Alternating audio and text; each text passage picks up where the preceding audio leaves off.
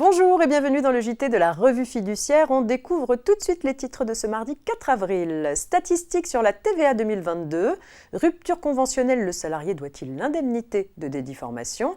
Et pour finir, garantie des vices cachés. C'est parti.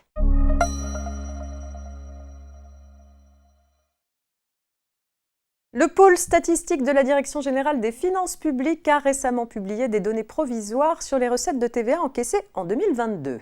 Selon le bulletin consultable sur le site impôts.gouv.fr dans la rubrique Études et statistiques, les entreprises soumises à une déclaration mensuelle de TVA ont généré un montant de TVA de 184 milliards d'euros en nette hausse par rapport à 2021. Cette hausse de 8,9% est directement liée à celle du chiffre d'affaires déclaré par les entreprises qui a, lui, progressé de 14,5% en 2022. Cette hausse s'explique aussi par une augmentation de l'indice des prix à la consommation de 5,2% entre 2021 et 2022.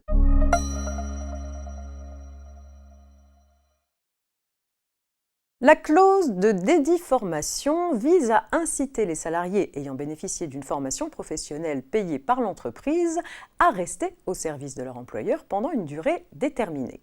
Si le salarié décide de rompre le contrat de travail avant le terme fixé, l'employeur peut exiger le paiement d'une indemnité de dédit formation. Cela n'est possible que lorsque la rupture est imputable au salarié.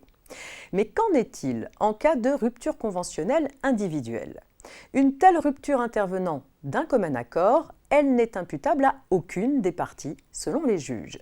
Peu importe que l'initiative de cette rupture vienne du salarié, il aurait ici fallu que la clause de dédit formation prévoie clairement que le salarié était redevable de l'indemnité en cas de rupture d'un commun accord du contrat de travail.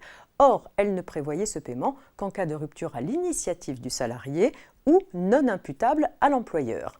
En pratique, il faut retenir que, sauf précision contractuelle contraire, aucune indemnité de dédit formation ne sera due par le salarié en cas de rupture conventionnelle.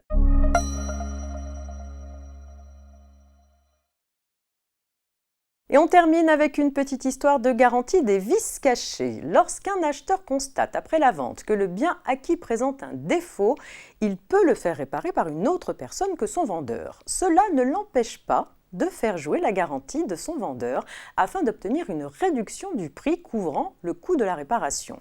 En voici une illustration.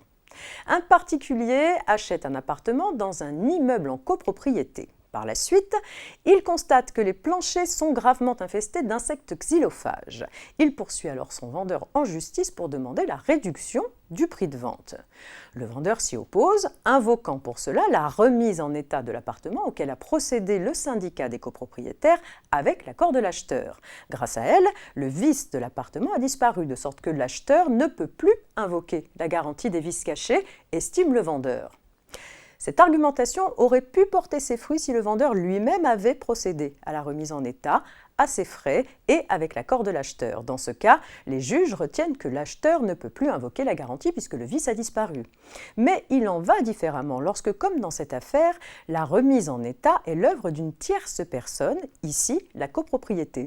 Dans ce cas, l'acheteur conserve la possibilité de demander la restitution du prix à hauteur du coût des travaux mis à sa charge pour remédier au vice.